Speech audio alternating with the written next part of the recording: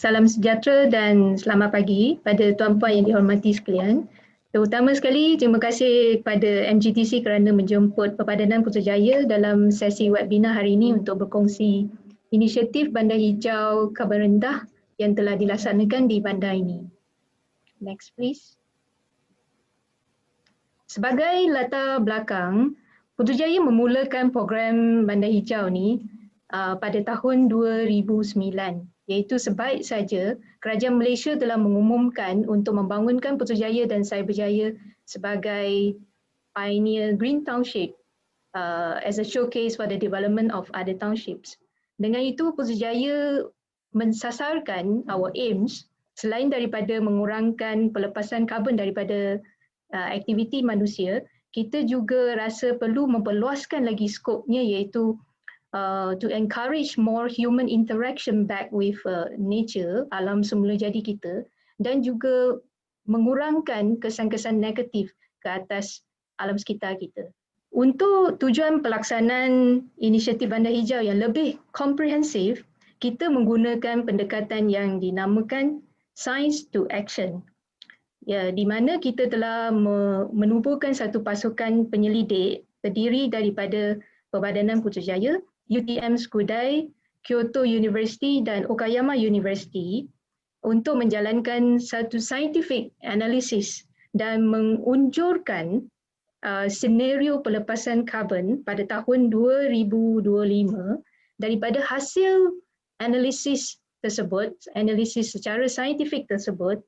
Pasukan penyelidik telah mengesyorkan kepada kita 3 sasaran kuantitatif, iaitu mengurangkan pelepasan karbon sebanyak 60% based on scenario 2025 dan mengurangkan final disposal to the landfill 50%, dan yang ketiga adalah mengurangkan daytime peak temperature sebanyak 2 darjah Celsius.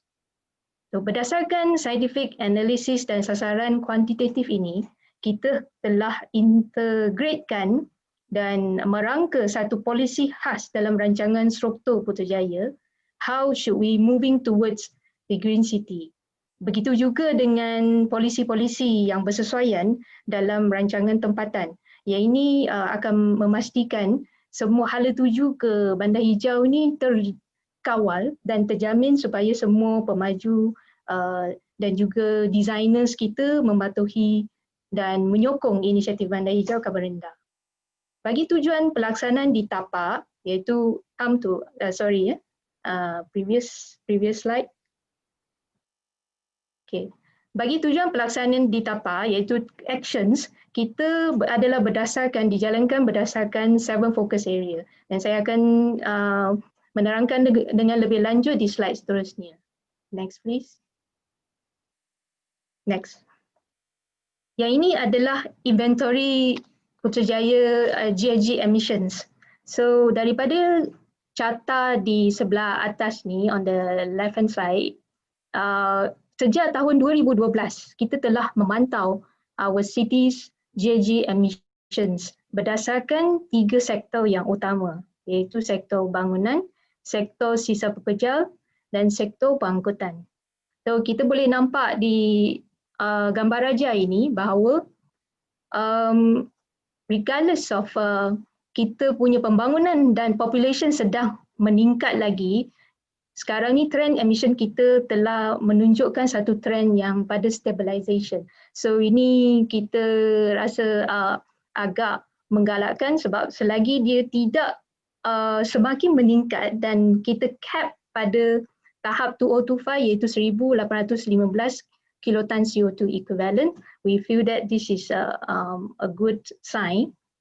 Kita further zoom down kepada senario CO2 GHG emissions di Putrajaya, didapati more than 60% adalah daripada building sector.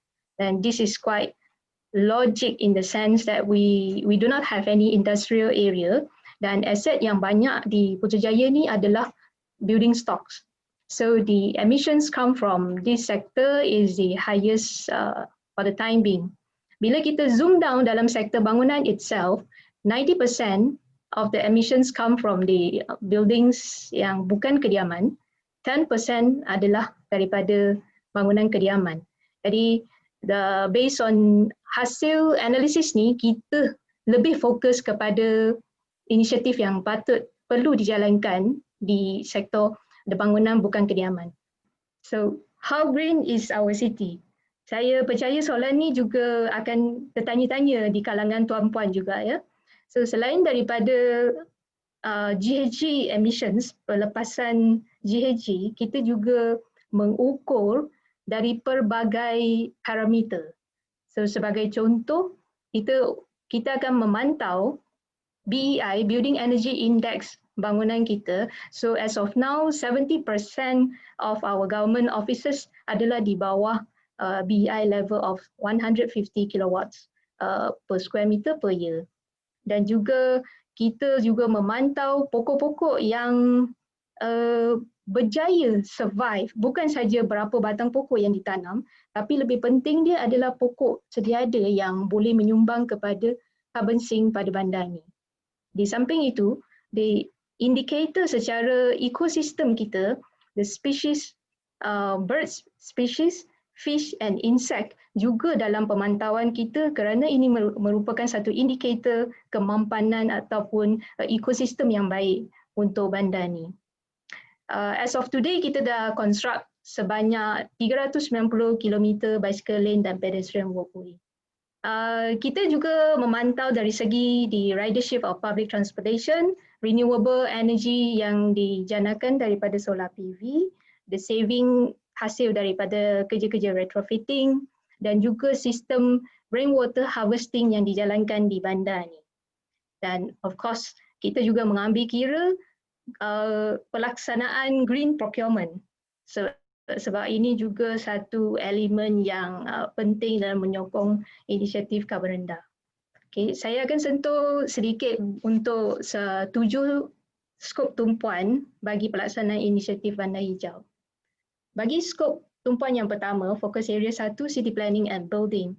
Di sini walaupun kita diumumkan sebagai sebuah bandar perintis teknologi hijau, tapi usaha untuk menjaga kemampanan ataupun the green design telah dimulakan sejak the day one of the construction of this city. So konsep neighborhood yang telah digunakan di bandar ni secara tidak langsung dia menyumbang kepada prinsip pengurangan pelepasan karbon kerana the self-contained pusat kejiranan secara self-contained boleh mengurangkan di trip generation berdasarkan motorized vehicle. Dan gambar ini menunjukkan satu gambar kita panggil Rockfield Dam untuk Tasik Putrajaya. Di mana why we call it a rockfield is because kita reuse the rocks blasted from the rock hills masa early site clearance day. Okay. Untuk sektor bangunan, dia sebenarnya merupakan satu sektor yang paling complicated untuk kita customize inisiatif pengurangan karbon. So saya rasa ada di kalangan tuan-puan agak familiar dengan diagram ni di mana building life cycle CO2 emission terdiri daripada 3 fasa, iaitu fasa pertama before use, fasa 2 use phase iaitu yang emission yang paling tinggi berlaku di sini, dan yang ketiga adalah after use phase.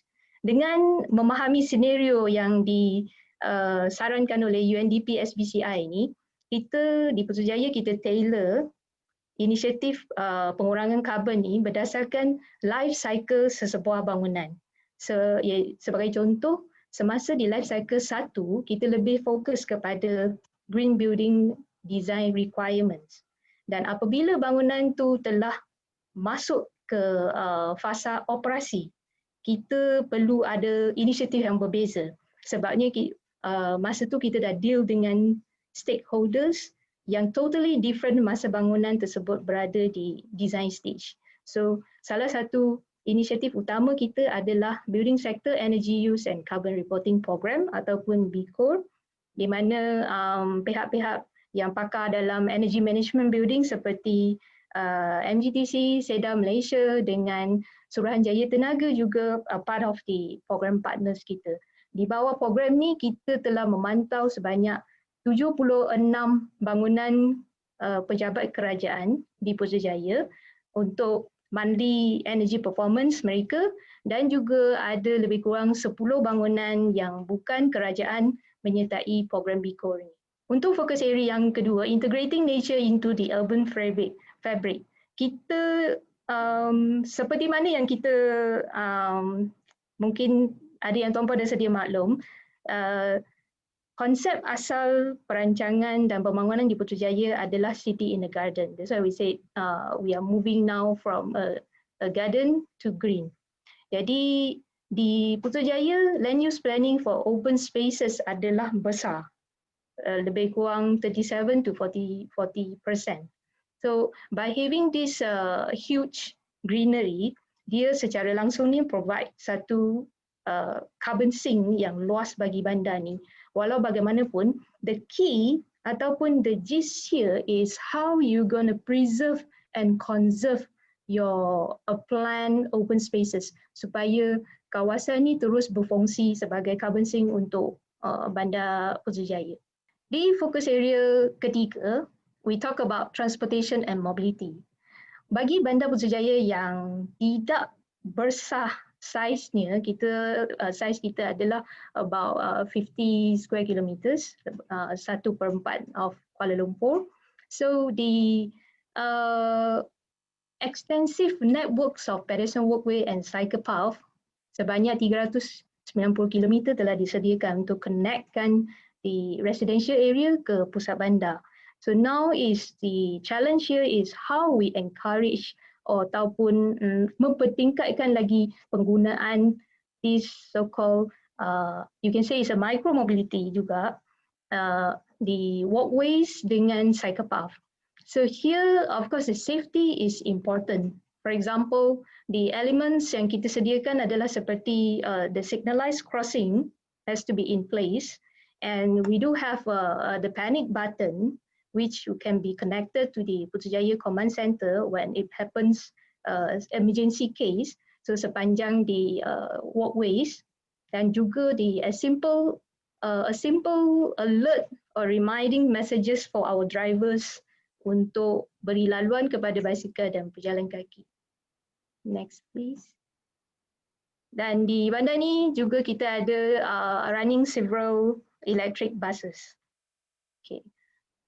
The next is, apart from the safety, keselamatan, kita juga mempertingkatkan the convenience for the cyclists and also the creating a shorter routes for the cyclists. So this is one new facilities yang kita baru selesai pasang di 4 lokasi tangga Jambatan Seri Wawasan dan Seri Sarjana. Previously dia tak ada ramp untuk bicycle. So now we have installed dengan kerjasama KASA, projek UNDP dan juga Seda Malaysia, kita berjaya memasangkan kemudahan ni. Okay, thank you and sorry for the interruption tadi. So untuk fokus area yang seterusnya dalam energy, Perbadanan telah menyediakan selain daripada menjalankan inisiatif berdasarkan di energy management pyramid, kita telah menyediakan satu inisiatif yang program dipanggil klinik pengurusan tenaga, di mana bangunan swasta yang menyertai program ni, program BICOR sebenarnya, this is one of the incentive program di bawah BICOR, akan mendapat perkhidmatan percuma untuk walkthrough audit dan juga energy management advisors secara percuma supaya mereka dapat meningkatkan BEI performance, the energy performance of their building in operation. Next please. Dari segi fokus area nombor 5 iaitu air, kita menekankan penggunaan alternative water resources. So here the rainwater harvesting system di Putrajaya kita dijalankan secara dua skala. Satu adalah di individual bangunan secara skala kecil dan another one adalah secara city scale, skala bandar, dan sini kita membenarkan kontraktor atau pemaju menggunakan air tasik Putrajaya untuk pelbagai tujuan. Dan this is a summary of the benefits, the volume of the water yang dapat kita jimatkan dengan menggunakan air tasik Putrajaya. So it's about 153 million liters of the treated water can be saved, and equivalent to the water saving about 0.25 million. So next please. Untuk pengurusan sisa pepejal, di Putrajaya bagi menjalankan separation at source, kita sediakan kemudahan yang berbeza untuk perumahan landed dan juga di perumahan serata. Di semua perumahan landed telah diperuntukkan two bin system. Yang orange adalah untuk mengasingkan bahan yang boleh dikita semula, dan hijau adalah untuk sisa yang bukan non-recyclable items.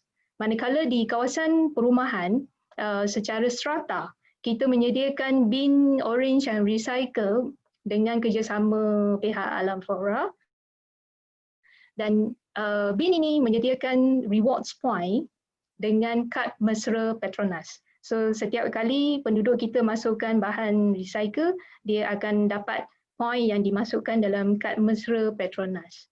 At the same time, we do have some small scale food and garden waste composting on-site facilities. Ini adalah satu kemudahan baru, 3R facilities yang baru di Presin 5 Putrajaya. Nama dia adalah Fasiliti Inovasi Kita Semula ataupun in short FIX. So di sini apa yang kita jalankan, this is a project bersama pihak Alam Flora. Dalam kemudahan ini sebenarnya kita telah dapat recovery lebih banyak bahan kita semula yang dikumpulkan di bandar ini sebelum hantar ke luar bandar lain. So sini menyediakan kemudahan yang kita panggil sort and baling center di samping just provide pusat pengumpulan saja. Di Putrajaya juga kita melaksanakan aktiviti the recovery of the raw materials. Okay, so seterusnya adalah di FIX juga kita ada kemudahan pendidikan. So maksudnya kemudahan ini bukan saja membuat pengurusan sisa pepejal, tapi juga menyediakan hub ilmu yang boleh menerangkan kepada publik kita bagaimana proses pengurusan sisa pepejal dan aktiviti kita semula dilakukan di bandar ni. We also have a big scale 500 kg AD machines here. Salah satu program yang di bawah fokus area 6 adalah kita panggil Careturn Putrajaya. So this is a program yang kita tailor berdasarkan konsep circular economy, di mana penduduk bukan saja buat collection, tapi diberi peluang untuk terlibat dalam cycle ataupun loop recycling itself. So dan program ni adalah bertujuan untuk mengumpul kotak air minuman terpakai ataupun in short kita panggil UBC, Used Beverage Carton. So melalui program pengumpulan ini, kita akan hantar ke kilang yang memproseskan UBC ini kepada bahan binaan mesra alam dipanggil papan polialu. So these are all the recycled material. Kemudian bahan tersebut diberikan secara percuma kepada penduduk yang terlibat dalam pusat pengumpulan ini, dan mereka sendiri menghasilkan produk-produk yang boleh digunakan. So these are some examples that produced by the community of the urban farming. Jadi mereka buatkan troli yang untuk tujuan harvesting, gerai untuk jual hasil di urban farming, di hydroponic tank. So seterusnya kita akan kembangkan program ni dengan Persatuan Warga Mas di Putrajaya untuk menghasilkan kraft tangan yang simple. Last but not least, untuk fokus area yang ketujuh ni, City Administration and Management, kita menekankan children-led awareness and a lot of educational programs. So salah satu yang kita laksanakan adalah children-led climate change adaptive initiative ataupun dinamakan Green Rose Putrajaya. Melalui hasil program Green Rose Putrajaya ni, kita dapat hasilkan Eco Stories book yang dituliskan oleh budak sekolah darjah 4 dan 5 bertemakan flora fauna, energy saving and water saving. Dan di samping itu kita juga jalankan program pendidikan berdasarkan STEM kit. Kita membekalkan STEM kit secara percuma kepada sekolah rendah untuk mengajar mereka hasilkan hasil-hasil simple green technology, iaitu seperti EcoBoat, Smart Street Lights, EcoBricks. Dan latest produk daripada program Green Rose adalah satu buku pendidikan yang dinamakan Folio Hijau Putrajaya. Okay. Semasa MCO pada bulan Mei, kami menyedari bahawa bil elektrik, bil air dan waste telah meningkat di kediaman.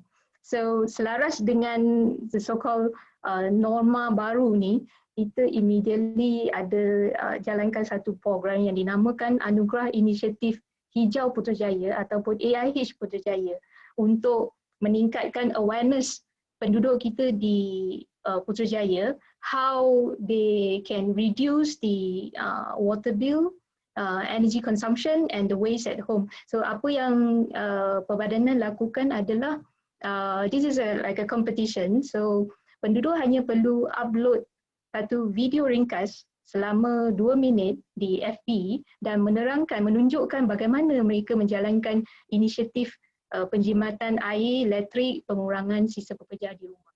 Okay. Sebagai rumusan, Putrajaya is planned with the urban quality of life in mind and based on the sustainable development. So our challenge now is to move from garden to green and from the government sector to other economic activity.